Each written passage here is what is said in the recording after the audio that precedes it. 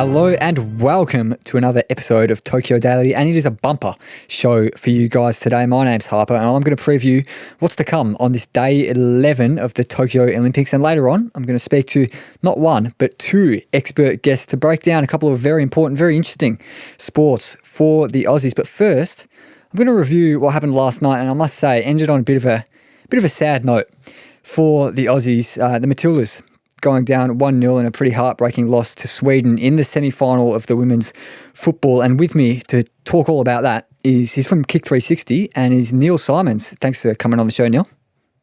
Anytime, mate. It's an absolute honour. You guys are smashing it with the pods every day. It's good stuff. Thank you very much. Now, mate, let's just get into this Matildas game. Where do you think it went wrong? So I'll be up open and honest, and I'll just say that the Matildas should have never been in this position coming into this fixture. The performances in prior games had been quite disappointing if you look at it as a whole. Pretty much conceding in all their games, bar the very arduous to watch, very stoic backline, that performance against the USA, who we are actually ironically facing on Thursday. But I think the tactical shape in which Tony Gustafsson employed hadn't worked in prior games. We beat the Great Britain by virtue of, fortune in a way. You look at the statistics and they really held us to ransom there. But focusing on this one, I think we played extremely well, especially in transition. The substitutions of Mary Fowler and Courtney Cross did very well to try and initiate some attacking runs. Ultimately, we faltered in the areas that were critical, and that was striking. But the key moment will obviously be that Sam Kerr goal. Though was disallowed. Referee called it before. Sam Kerr should have been disallowed. Right call, no, wrong call. Not at all. There's nothing in it. With you there's there. Nothing in it. Yeah. I mean, you can put your thoughts on it, but I guess what do you think about that call? Yeah, like you said, nothing in it. For the people who didn't watch the game, there was a free kick whipped in from the kind of right-hand side, edge of the box type area, and Sam Kerr tapped it home, but was ruled out for a block somewhere from an Aussie going on in the box. Look, I don't know.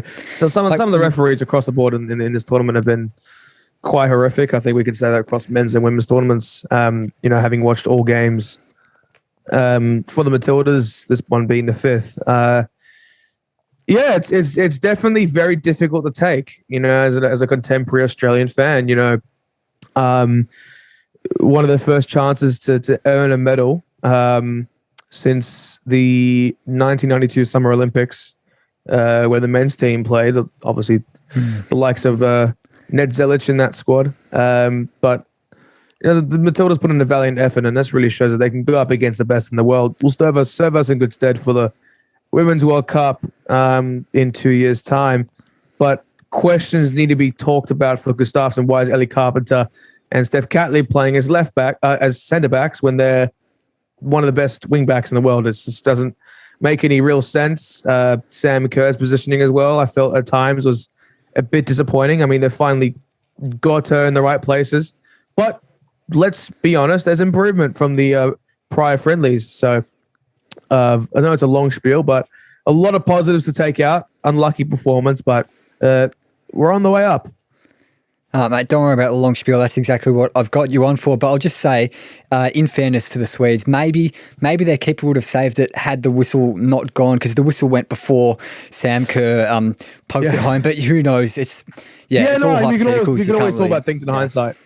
We can always talk about things in hindsight. But we still had chances to win the game, and we didn't. And I think it's football. Coin flip, that result really could have gone either way. We perhaps unlucky with a few things, but in terms of the kind of the shape and not in terms of the shape, but in terms of the overall performance throughout the tournament, I think Matilda's probably. Do you agree with me in saying that in terms of where we finished, there's still a game to go? Do you reckon we overachieved? Because most people were saying we'll get conked out in the quarterfinals, but we ended up in the semis, might have a chance at a medal, bronze medal.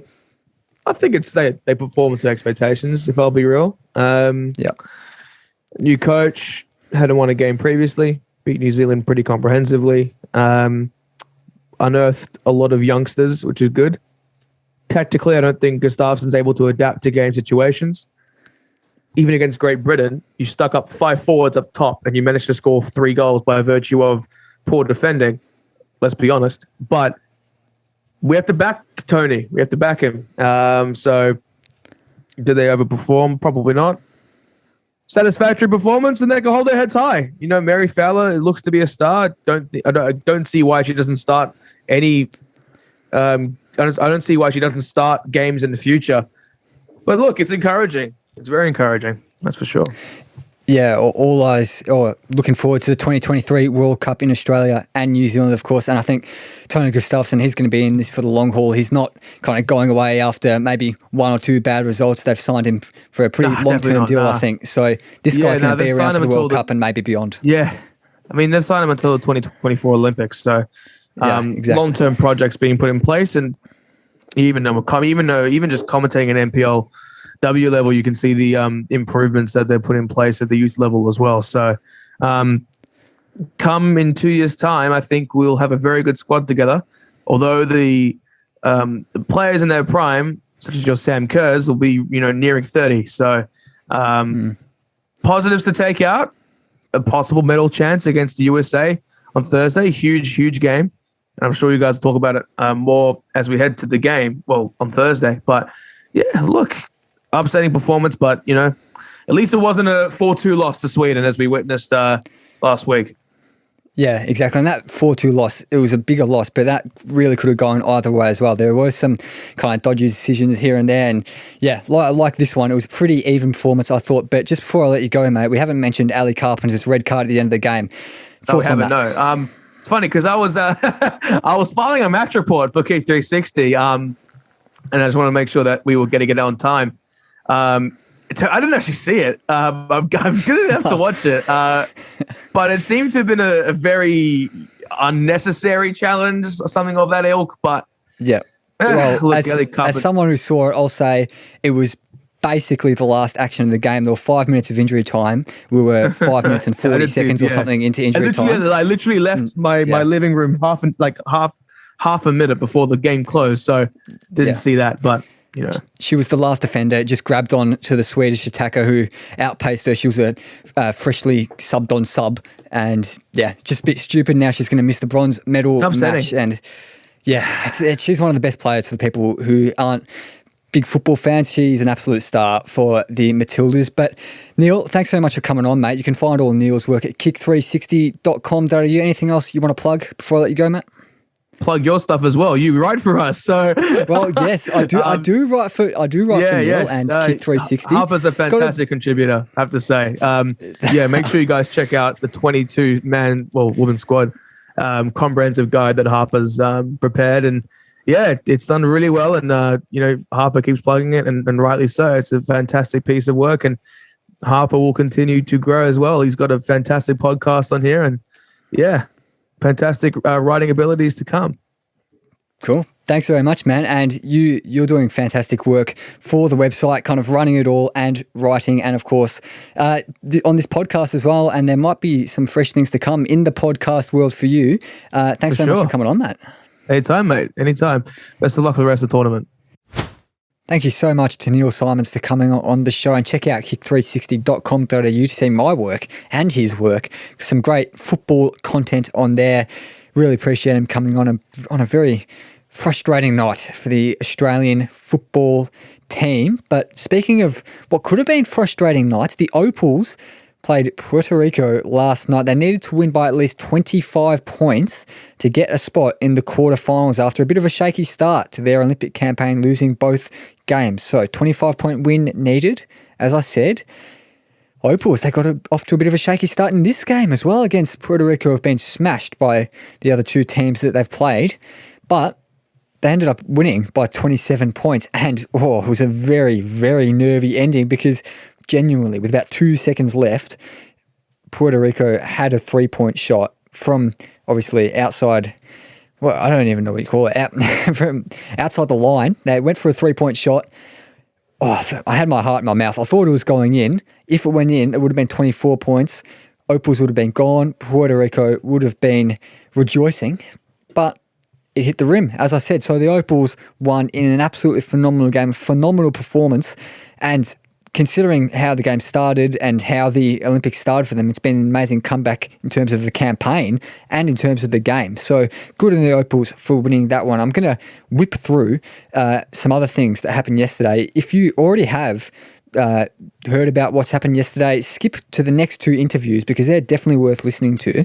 There's timestamps for them in the description wherever you're listening or viewing. But if you haven't heard what happened yesterday, I'm going to whip through it. And also, I'm not going to say absolutely everything. So hop on the YouTube channel, Tokyo Daily by Where Do We Begin on YouTube, and it's got headlines scrolling just under me, just around here. And you can see all the big headlines from yesterday, and I'll whip through the biggest of them. So the Hockey Roos, they played India in a quarterfinal. Of course, the Aussie women's hockey team, widely expected to win, got off to a 5-0 start in the group stage, hadn't lost a game. They looked in the form of their lives, really. All the players were on fire. Rachel Lynch, our very own friend of the show, Rachel Lynch, smashing it in goals. But I've got to say, India, very, very good performance by them, and they won 1-0, heartbreaking for the Hockey Roos, heartbreaking for the hockey community. All the players just looked, I had to say it, they looked heartbroken. It was gut-wrenching stuff, really. So they'd be very disappointed with that. But yeah, I don't know what to say about that. It was just a disappointing result, frustrating game. India, they probably had the better of the game. I know the Hockey Roos, they had 9 penalty shots to 1, or penalty corners, to 1. But I think really toss of a coin who won that one. India may be the better team on the day, so fair enough. I don't think the Hockey Roos should be feeling too hard done by. But yeah, like I said, disappointing. But in some kind of brighter news, disappointing if you view it in a particular way, but I view this as very good news. A bright new day for Australian athletics. As Riley Day, she ran a PB in the 200-metre semi-final, 22.56 seconds, and she did well in the heat, did even better in that semi-final. She just missed out on a spot in the 200-metre final by 3 spots. Pretty agonising in the end. She had to watch a couple more races and she just missed out, which was, frustrating. Sorry, I meant to say she qualified for she was going to qualify for the final there. Sorry, I'm all over the place tonight. But speaking of all over the place, Sharika Jackson, she won in the 100-metre sprint. She won the bronze medal. She's a Jamaican woman, won the bronze medal in the 100-metre sprint. So in a 200-metre heat, just yesterday in the morning, she was cruising along, leading by maybe a couple metres, maybe not a couple metres, but a fair amount. And as she approached the finish line, she slowed down. 2 people overtook her. And there you go, Sharika Jackson eliminated. Get out of here. That was just absolutely insane when I saw that. I think it's pretty fair to say it's a bit of arrogance, just thinking you can cruise over the line and not kind of giving your best until the very end, and it's cost her. She's been eliminated. She's been bundled out of the 200-metre sprint in Tokyo. But just before we got on to our next interview, a very nice story coming out of yesterday. Andrew Hoy, he's a 62-year-old horse rider in the equestrian. He was in the team event with Shane Rose and Kevin McNabb for the Aussies. It's his 8th Olympics, Andrew Hoy. They won silver in that, which is absolutely phenomenal. He is the oldest guy in any sport, oldest man or woman in any sport to win a medal since 1962. How is that for a stat? Andrew Hoy, I take my hat off to you, mate. That is an amazing achievement. Say what you want about the kind of ethics of using horses for a sport or whatever. I'm not going to give my take on that, but that is a phenomenal effort from a phenomenal athlete. Now, that's a bit of a tongue twister for you, isn't it? Phenomenal effort from a phenomenal athlete. Try saying that 10 times over. Whoa, I am all over the place, aren't I? But Courtney Walsh. It's time to talk to Courtney Walsh, our tennis correspondent. There's been some crazy happenings in the tennis over the week and a half that the tennis event, all the events happened. And on to talk about it, the great man, for the 3rd time on the show, Courtney Walsh from The Australian. Here he is. Hey, Courtney, thanks very much for coming back on the show, mate. Absolute pleasure, Harper. It's been a good first week of the Olympics overall, and the tennis has finished, but it was a very dramatic and I think very newsworthy event. Oh, yeah, absolute chaos in the mixed doubles. I don't think I'd watched a mixed doubles match in my life before this tournament. I watched Ash Barty and John Pearce, their two matches leading up to the bronze medal match, was looking forward to it, and it doesn't happen. So tell me what happened there. Well, that's right. So I suppose we saw, they were unlucky, Barty and Pearce, in terms of they lost to the eventual gold medalists, Rublev and Pavlyuchenko, in a heartbreaker, basically a match tiebreaker, which I call Russian roulette because they can go either way in that third set. Just edged in that. But they were due to play Novak Djokovic and his partner Sejanovic in the semi-final for the bronze medal playoff. That didn't eventuate. Novak, as we saw, was involved in a couple of very, very lengthy singles matches. I think we touched on last week that over the best of the three, he was certainly vulnerable. He started off very, very well and looked in great form after his quarterfinal when we last spoke. But Alexander Zverev, who has had the better of him in the past over three sets, was too good in the semi-final. And then Novak's come back the next day for the bronze medal singles playoff and was beaten by Pablo Carreño Busta. Lost his temper, as we've seen. It wasn't a good look. I think it was quite a poor look from someone who's the number one in the world. But it was clearly a lot of tennis over sort of 48 hours. Decided that his shoulder was too sore to play the mixed doubles bronze medal playoff, which clearly disappointment for his partner. It would have been great to see the world number one in singles in the men's and women's going against each other in doubles, so that's a disappointment. But ultimately, Barty and Pearce get the bronze medal, and I think it's well deserved because they played with great distinction sort of throughout the tournament. So very happy to see them earn the medal. That's just reward because they both had, Ash was beaten in the singles, edged in the women's doubles. To get a bronze medal, I think is a good result and something they clearly treasure. Yeah, and I think it's only the second Olympians for Australia to win a tennis medal, which was very great to see. But just touching on Novak, again, there's been a bit of controversy about that whole decision to pull out of it, and people saying maybe he's only gone to the Olympics to get the Golden Slam. He doesn't really care about the Olympics themselves in their own right as their own tournament. So do you agree with his decision to pull out, or do you not really know enough about it on the inside? Well, I think I think, look, it's never great to leave your partner hanging, and I don't think anyone would do that. I think clearly he went to the Olympics trying to win the gold medal in singles, and that's not a problem. It's as we touched on at the start of the Olympics, it's the one medal that he didn't have. Roger's got a gold medal in doubles with Stan Wawrinka in Beijing in 2008. Rafa's got the singles gold medal. Andy Murray's won the last two singles gold medals. So of the big four, Novak is the only one that hasn't actually got a gold medal. And, he was in tears in Rio after being beaten.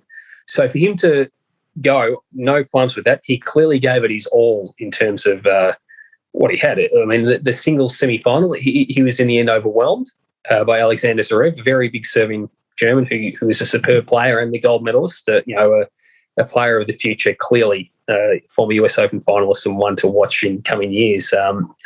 He's always been the next most likely to sort of break through. So no disgrace there. But to play a singles, a mixed, then back up for another singles in arduous conditions, I'm not surprised he was cooked by the end. We don't know how broken he was. So if you're at more risk of doing danger to yourself, then there's no point in playing. I've always been one of that belief. But it's polarising. He's a very polarising character, as we know. People either love him or they despise him. There's been some misinformation going around about a quote he gave where he likened the pressure he was he was said to have spoken about pressure being a privilege when referring to Naomi Osaka and to Simone Biles, the champion gymnast who is clearly going through some issues in terms of the twisties, a really unfortunate thing that can happen to gymnasts. That's false. He didn't say that. It wasn't in relation to that. So that's to clear that up. But it just goes to show that there can be misinformation. People can jump on things, really, really distort what's happening on the court. But what he didn't do, his behaviour, slamming his racket into the Olympic rings, appalling. That I can't cop. He scared the hell out of the kid on the other side of the net, and that's something that's that's a stain on him. That's something that I think is a poor for his legacy. And his partner, Stojanovic, has she made any comments regarding the situation at all, or has she just stayed silent? Look, that's something that I haven't seen. It's possible she's spoken to Serbian media, but normally that would pop up, and I haven't actually come across that. So, look, it's possible, but not that I've seen so far. Yeah, okay, fair enough. And moving on to the singles now, you spoke about Sasha Zverev, Alexander Zverev, winning the final in the end. So tell us about that match. How did that eventuate? Well, he was dominant in the final. Harshanov, he played a Russian, Karen Harshanov, who had a tremendous tournament and clearly a very, very good player himself. He's had some good results in recent months. You know, been a top 10, top 20 player, the tall, lanky Russian. So he enjoyed a great tournament. But Alexander Zverev was dominant in the final. It was, won that 6-3, 6-1. Against Novak in the semi-final, he dropped the first set, was under pressure in the second, but then reeled off 10 of the last 11 games in a really outstanding performance. He was by far the better player in that semi-final by the end. So an impressive win by the German. As we said, he's been mooted as the one most likely to probably break through against the big three in terms of Nadal, Federer, Djokovic, to win a Grand Slam. We saw Team do it last year. I think it's only a matter of time before Zverev does it. You know, you lost that fifth set tiebreaker to Team in New York last October in the US Open final. So he's very close there. He's been quarterfinalists of the French Open. He's not that far away. He's clearly a player, and maybe winning this, which clearly meant a lot to the German, that might be the catalyst for him to make a run perhaps in New York or in Melbourne next year. Yeah, it could definitely be a massive confidence booster. And yeah, like you said, really mooted as a young gun, absolute rising star in the tennis world. But the women's singles, Belinda Bencic, definitely not the biggest name in the women's singles draw. And we spoke about in previous episodes how it was really anyone's game, anyone's tournament to win in the women's singles. So tell us about her and her tournament. Well, it's funny. She and Zverev back in about 2013, they were the ITF Junior World Champions, and there's some great photos of the two of them, celebrating arm in arm after having dominant junior careers. She was an outstanding junior player. Here she is winning the Olympic gold medal singles in the same time as Zverev, and their biggest wins of their careers respectively. She's been a very, very good player, Bench. She's certainly a top 10 player, someone that people identified as a probable major winner at some stage in her career. She hasn't quite broken through in terms of making a final, but she's been to the semi-finals before, and that's an indication that as a player on the rise, if you're getting people that are through the semis or the quarters of majors, at some stage you think that they're going to make a run deeper than that because they've shown the ability as a young player. I remember, she received some advice from Roger Federer. She played mixed doubles with Roger a couple of times in Perth in the last couple of installations of the Hopman Cup. They had, she has great hands, good power. Again, a woman who, like Zverev, I think at some stage we'll see her pushing towards winning the Grand Slam because she has got the talent. So not a great surprise necessarily that, it was always going to be perhaps a surprise as to who might get through when Ash Barty went out early and Osaka was beaten in the third round. But she was among the ones that did have the talent clearly to be able to win it. The woman she beat in the final, Marketa Vondrousova, she made a Grand Slam final 2 years ago in Paris when Ash Barty defeated her in the finals. She took down some big names here. She had some injuries last year, the left-hander, but she's also clearly a player on the rise and has the power and variety to trouble a lot of women. So I think it was a pretty good result, like a strong result for Bench. She came up with a very strong field.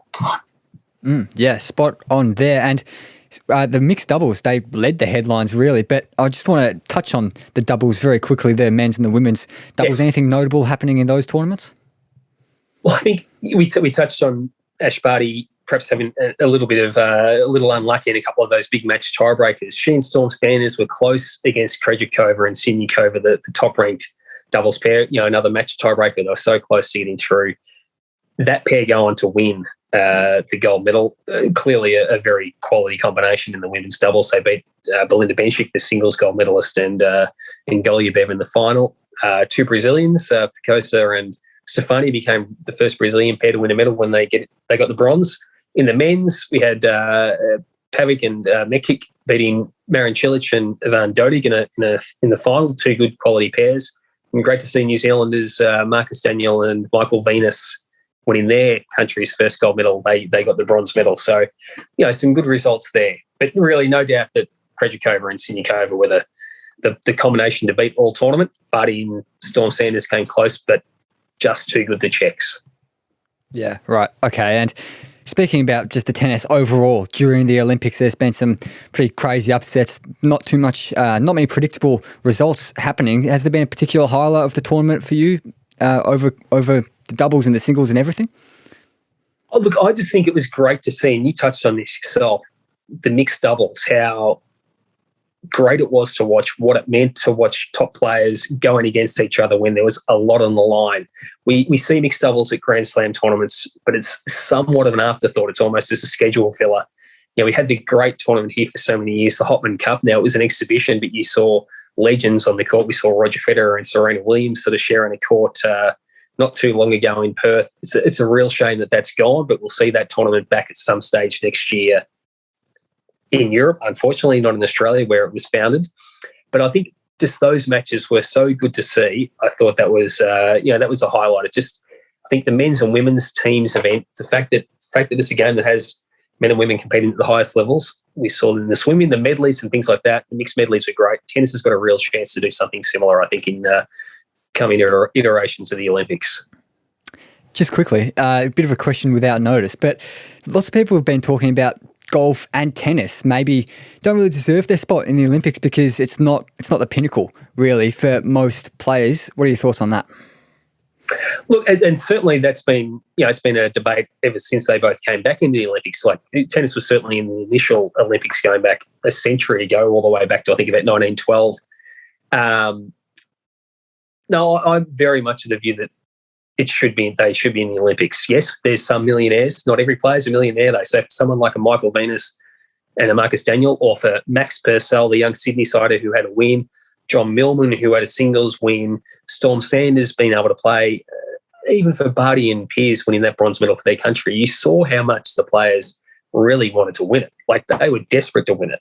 So, no, for mine, if they're so desperate to win, and we saw that was the case again this Olympics, the tears, the devastation when they were beaten, just how happy they were when they won, I'm all for it. I think the more the better.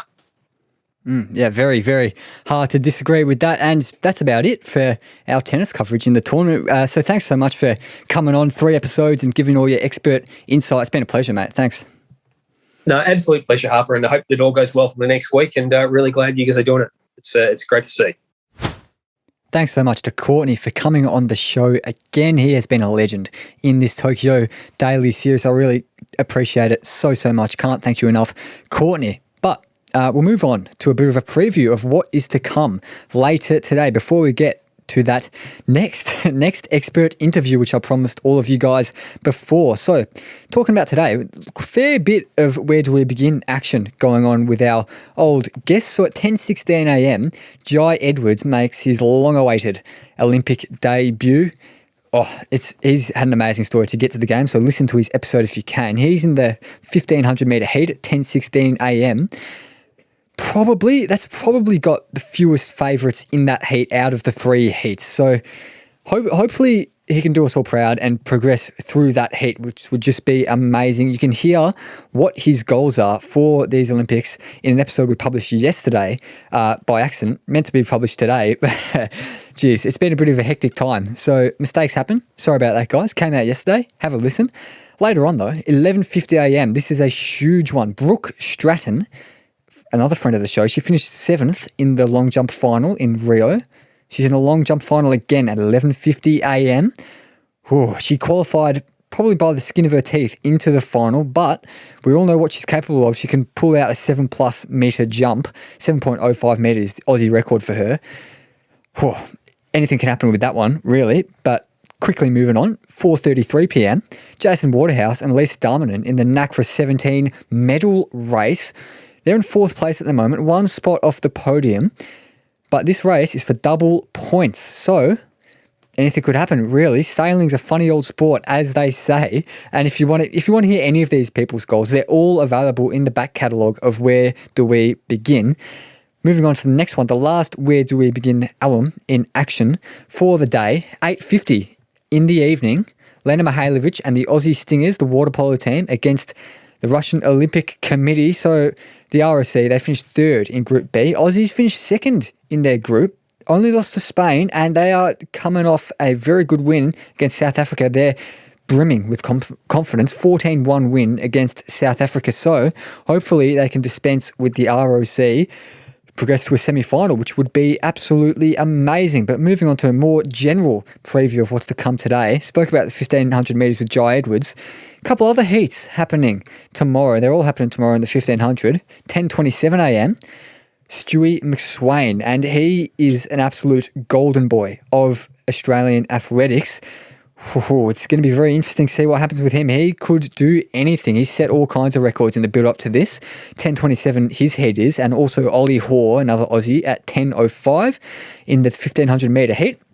Later on in the athletics, 8:20 p.m, Curtis Marshall. We know he's had some COVID scares throughout the games, which Lockie Morehouse told us, our athletics expert, a few days ago. He's in the men's pole vault final. That's at 8:20 p.m. Now, moving on to a bit of track cycling. I've been watching it recently, yesterday especially. Very, very good sport to watch, I reckon. 4:30 p.m, we've got the Aussies in the women's team pursuit up against New Zealand in a heat. Then at 4:58, we've got another group of Aussies in the men's team sprint. And the final of that, if they can get to it, is at 6:44 p.m. But their first race is at 4:58.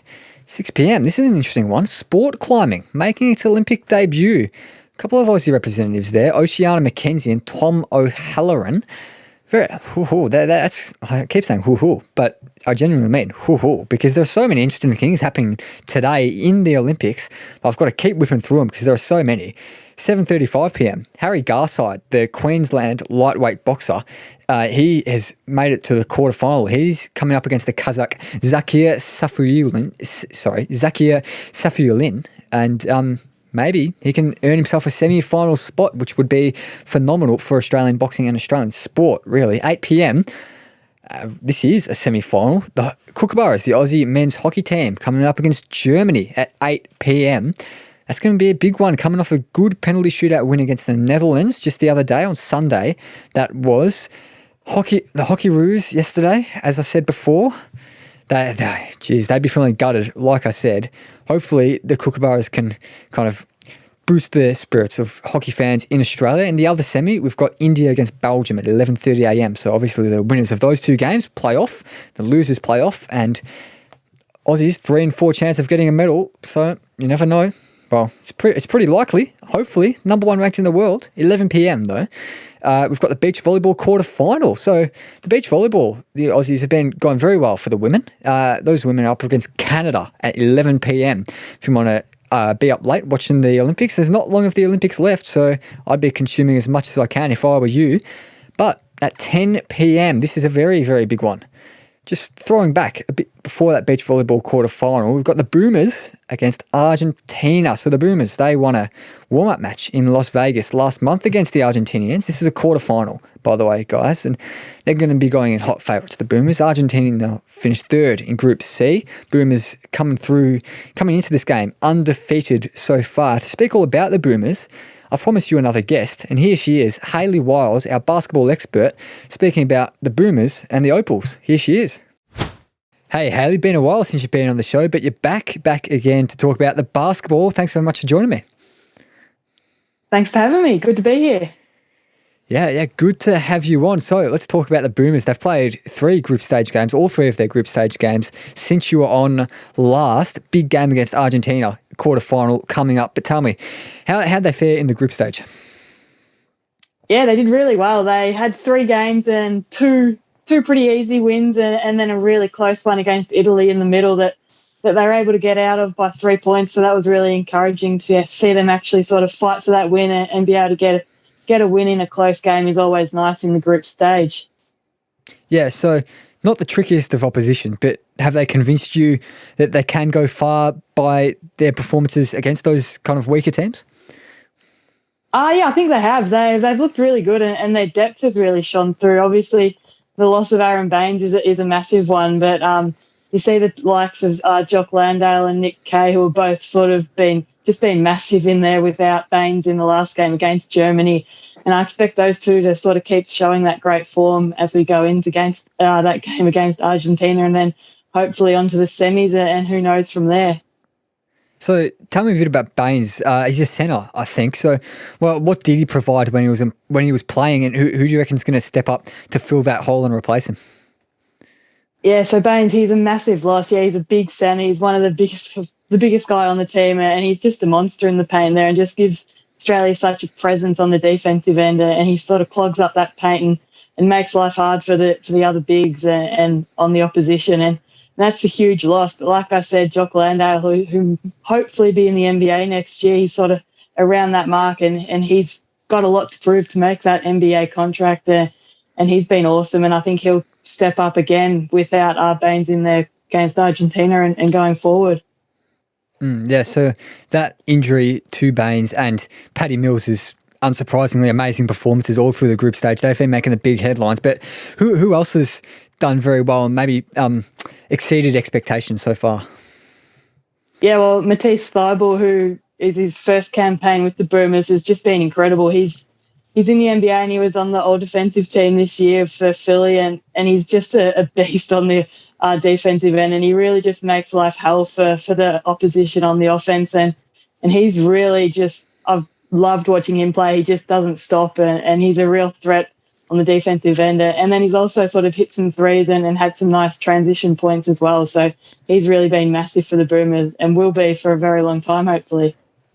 Oh, yeah, very, very exciting to hear that. Now, quarterfinal against Argentina, 10 p.m. tomorrow, I believe, Australian Eastern Standard Time.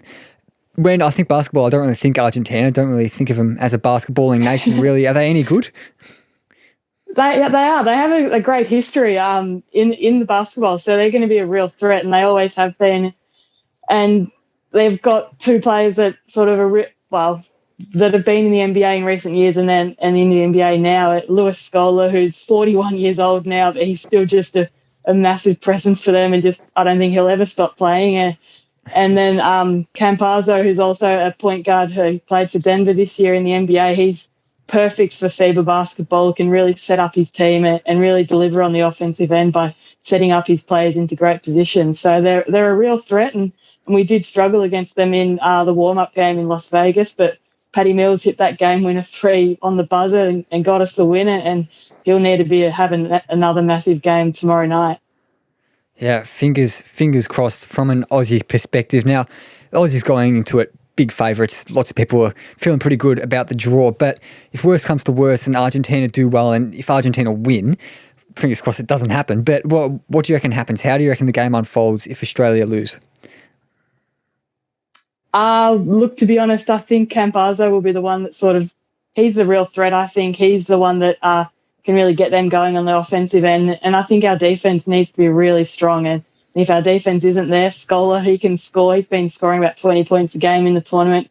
He can get going, and their offense can get going. So I think which we've shown, our defense has been great. So we need to keep that on it, and we'll be fine, I think. But yeah, the defense is key. Okay, yeah, that's good to hear. But in terms of the rest of the draw, what's going on? Who are the other quarterfinal matchups, and who are the big threats at the moment? So USA and Spain are on our side of the draw. So if we are able to beat Argentina, we'll be playing the winner of USA and Spain, which they're both real threats. And the USA, obviously, they have lost a game, but they're the USA, and I feel like they're always going to be there. And Spain really broke Australia's hearts in the last Olympics. So if it does come to Australia versus Spain in the semis, I feel like there'll be some nervous Australian fans after what happened in 2016. But to be able to beat them in the semis, if it comes to that, would be incredible. But we'll have to wait for a while for that yet. But yeah. Yeah, and I hear France are doing quite well as well. Do you reckon they're much of a shot for getting around the medal positions?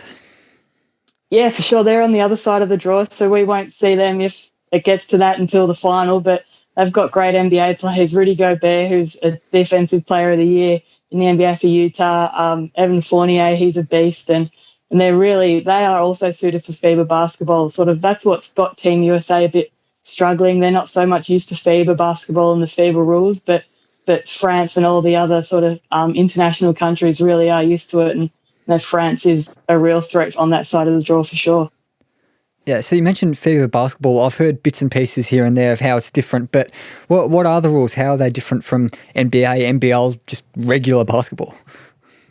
Yeah, so the NBA, they don't use FIBA rules, whereas the NBL does most of the FIBA rules. So the NBA, they can, it's a lot different on the offensive end. The